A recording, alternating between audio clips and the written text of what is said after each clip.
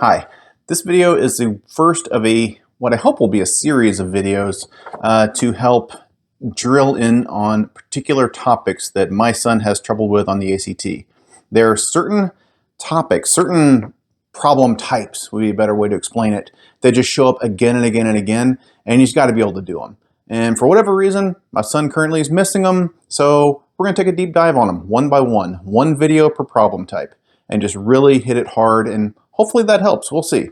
Also, I'm making the video this way instead of the normal way because this is much easier to do for me, much easier to edit, and it's for my son, so I don't really care. So if anyone else gets help out of it, great, but I'm not going to even shave. I'm not going to worry about it. We're just going to work on the math.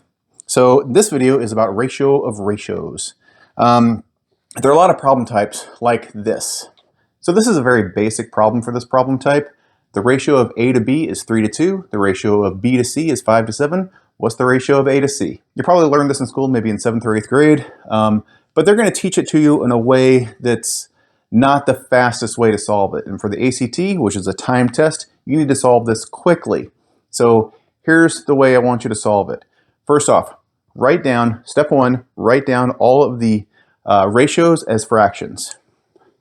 So A to B becomes A over B equals 3 over 2. Okay? Also, we have B to C, that's B over C, is equal to 5 over 7.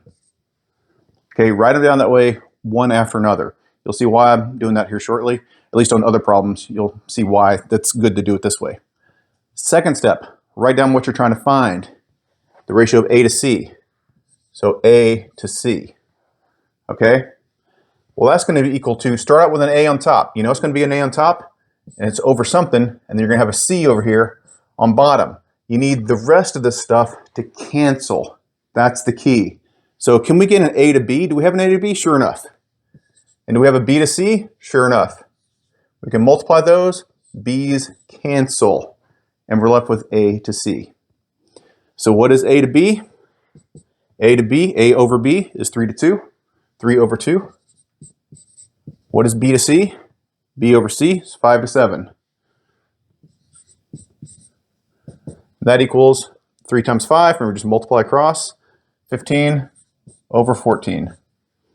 15 to 14. That's it, done. Okay? So you can do it all this complicated way with variables and all the kind of stuff that they may have taught you in school. You don't have to. It's really this simple. Step one, write them down as fractions. Step two, write down the fraction you need. Then figure out how to kind of piece it together with what you've got. And then substitute in based on over here. Substitute these values back in. Multiply it through and you're done. That's it. If you were to do this end to end, it'd probably take you 10 to 20 seconds. Okay?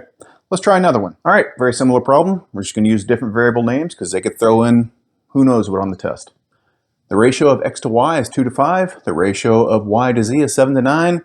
What is the ratio of x to z? Feel free to pause the video if you want to take a stab at it yourself. Otherwise, let's just knock it out.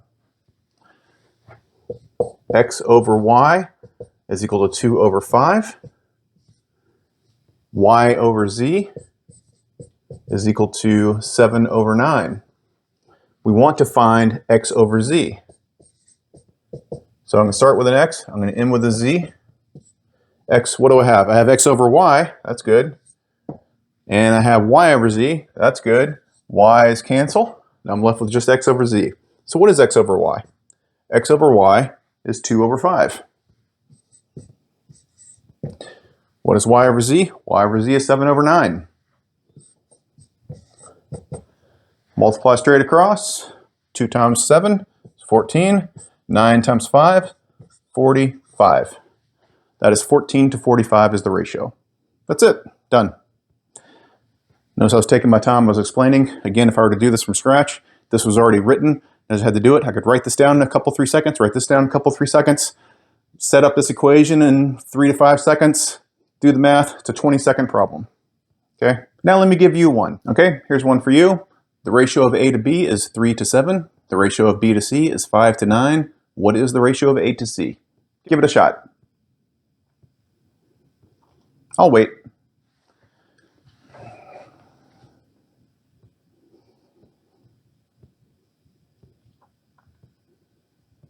All right, let's give it a shot. A over B is 3 over 7. B over C is 5 over 9. They want to know A over C, which is A over B, times B over C. B's cancel. A over B is 3 over 7 times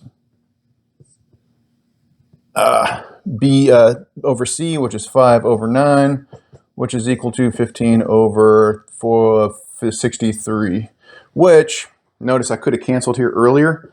That becomes a 1, that becomes a 3. So really, let me just do this easier. This is 5 over 7 times 3, 21. So 5 to 21. That's it. 5 to 21 is the ratio. Sloppy writing because it's going really quickly. But the point is, this is a pretty quick method of doing it. Should be able to do any problem that's pretty straightforward like this between 10 and 20 seconds. All right, now let's move on and get to some slightly more complicated versions of this that they tend to throw in the various ACT practice tests I've seen. Okay, for this one, the ratio of A to B is 3 to 2, and the ratio of C to B is 5 to 7. What is the ratio of A to C? Well, first step, just like always, write down the ratios as fractions. A over B is 3 over 2. And is it B over C? No. C to B. C over B is equal to 5 to 7. But they want to know what A over C is. Well, we know we're going to start with an A. We know we're going to end with a C. What do we got with a C in it? We got a C over B. That's a C in the numerator, not the denominator. We need the denominator. Well, luckily for us, if C over B is 5 to 7, then we can flip it. B to C is 7 to 5.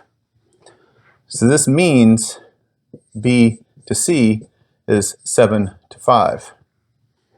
Okay, that's the key thing here. So now we have our A and B, A to B, and now we have our B to C. Here's A to B, there's B to C. So this is equal to 3 to 2, or 3 over 2, times 7 over 5, which equals 21 over 10. Got it? So this is a pretty common thing they do on the ACT. They'll flip things around like this. They'll give you B to A and then C to B or something like that, but then they want to know A to C. So as long as you keep it straight here, you can always flip these around to get the other ratio you need to solve this. So the key is always writing down what you need. First one goes here, the last one goes there, and then you can fill it in with things that cancel after that. And if you need to manipulate these a little bit, you manipulate them. That's it. Okay, let's try another one. Okay, here's another variation they like to throw at you. The ratio of A to B is 3 to 2, and the ratio of A to C is 5 to 7. What is the ratio of B to C? We follow the same steps though. A over B is 3 over 2. A over C is 5 over 7. And they want to know B over C. So we're going to start with a B, we're going to end with a C. What do we have with a B in it? This is the only one with a B in it we have. So this is A over B though, not B over A. So we know that if A over B is 3 over 2, B over A is 2 over 3.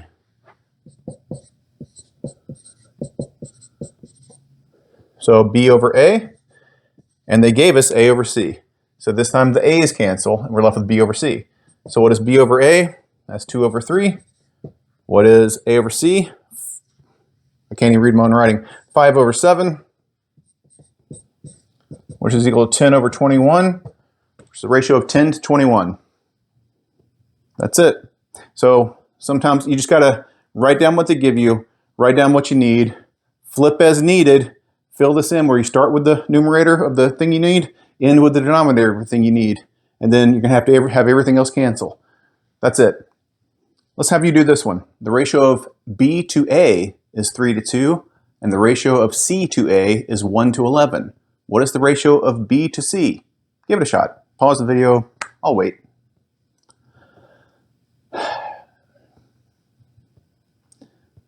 Okay, I'll assume you're ready.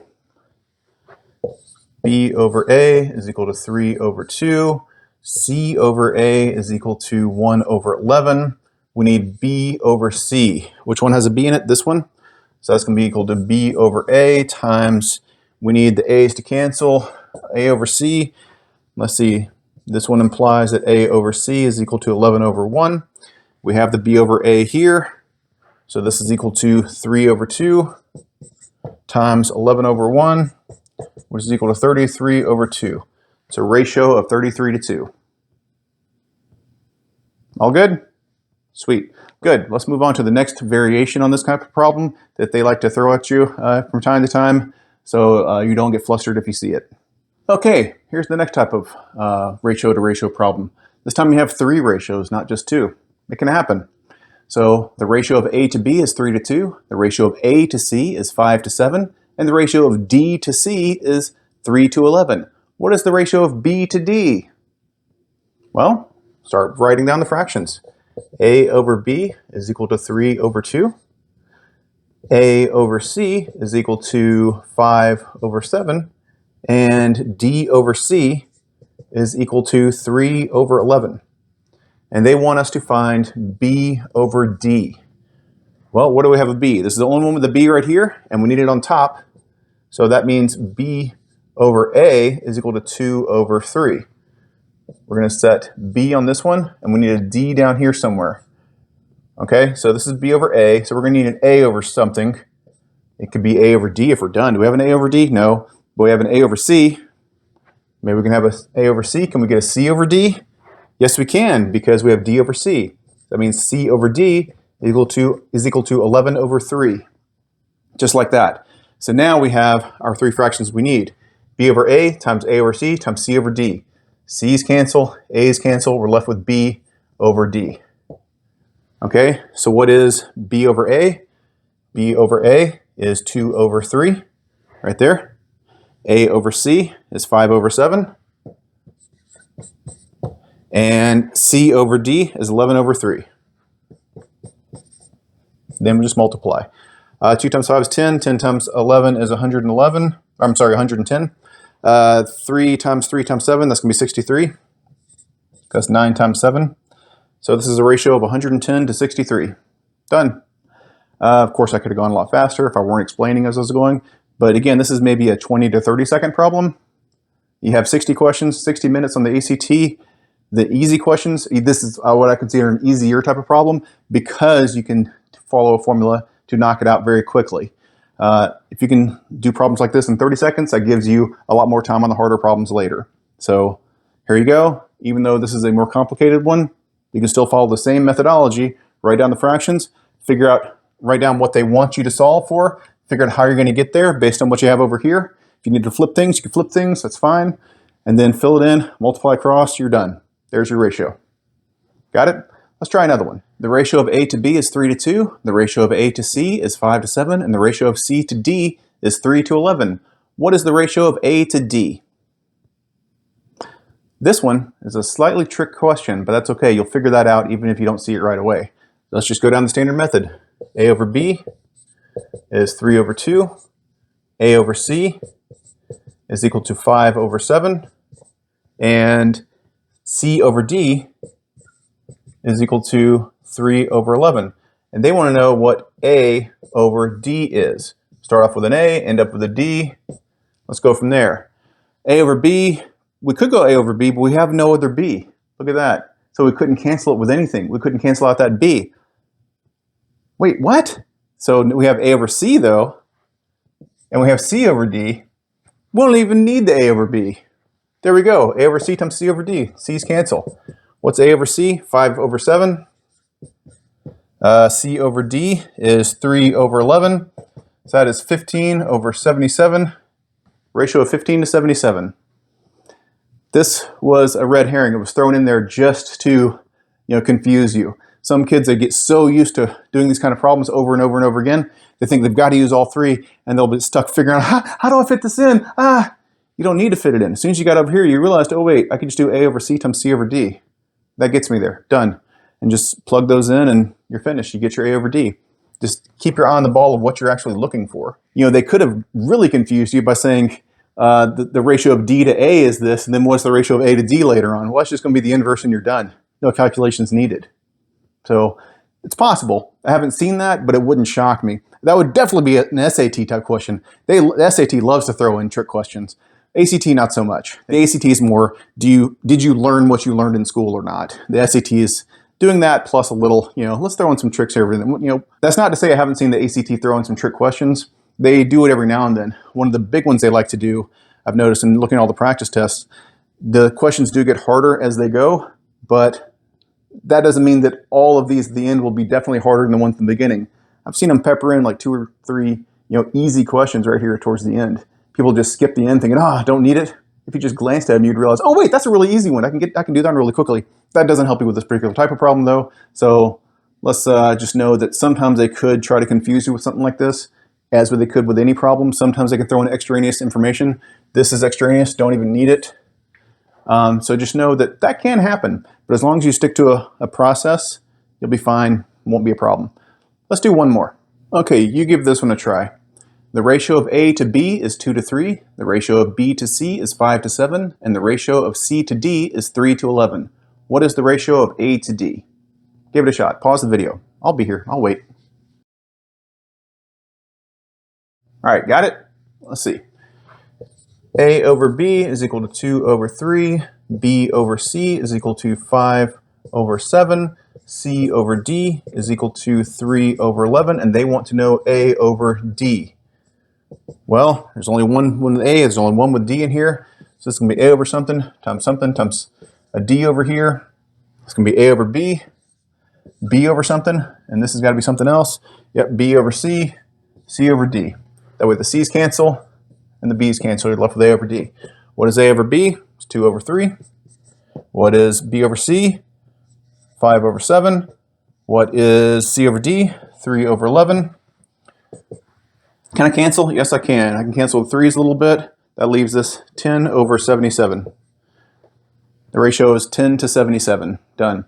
Now, by the way, when you get to this step in math, this is just a general math thing. You always want to cancel as you can. Cancel first because it makes it a lot easier. Otherwise, you're going to have to multiply some things harder, and then you're having to factor after that to lower, get a reduced form of the fraction. So just, if you can make it easier on yourself, just cancel right away, and then it makes the math easier as you go forward. So there you go. 10 to 77. How about you try one more? Here's the one for you to try. The ratio of y to z is 4 to 5, and the ratio of x to y is 5 to 7. What is the ratio of z to x? Give it a shot.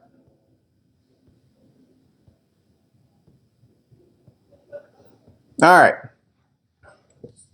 Y over z is equal to 4 over 5.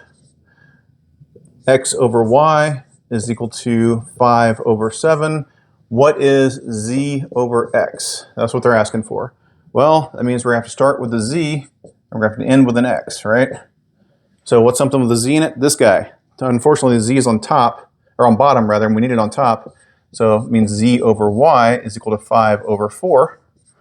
So that's z over y. That means we need a y over x over here, and we don't have a y over x, we have an x over y. So that means y over x is equal to 7 over 5.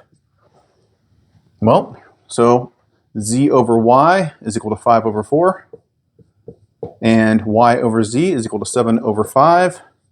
5's cancel, and we're left with 7 over 4, meaning a ratio of 7 to 4. Got it? All right. How about you try one more? All right, give this one a shot. The ratio of m to n is 5 to 2. The ratio of n to p is 2 to 7. And the ratio of p to q is 7 to 5. What is the ratio of m to q?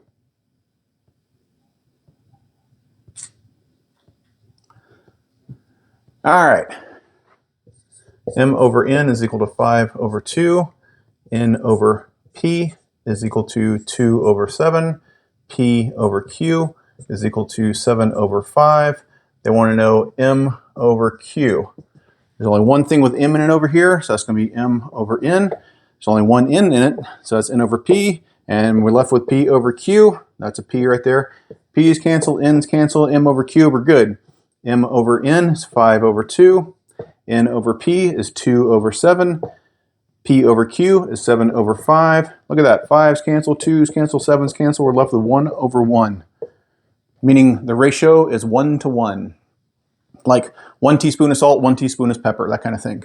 This is a sort of trick question. You probably could have gotten it right away just by seeing these and seeing that these line up perfectly and everything, but that's okay. The trick is 1 to 1. Some kids would actually just reduce that fraction and get 1. And they're like, what is 1? That's not even a ratio. Because you're so used to seeing when you see 1 over 1, you just stop right there and just reduce it to 1, then they get confused. No, it's a 1 to 1 ratio. So this is the same thing as 1 to 1. Okay, that's it. So there you go.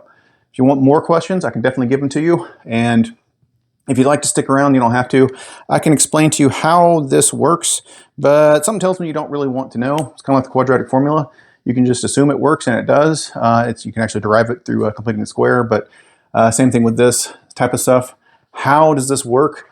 You know, things don't always cancel perfectly like this with the actual numbers. Sometimes it's 2/3 times 5/7. You know, the 3 doesn't cancel with the 5. How in the world does that work? It does.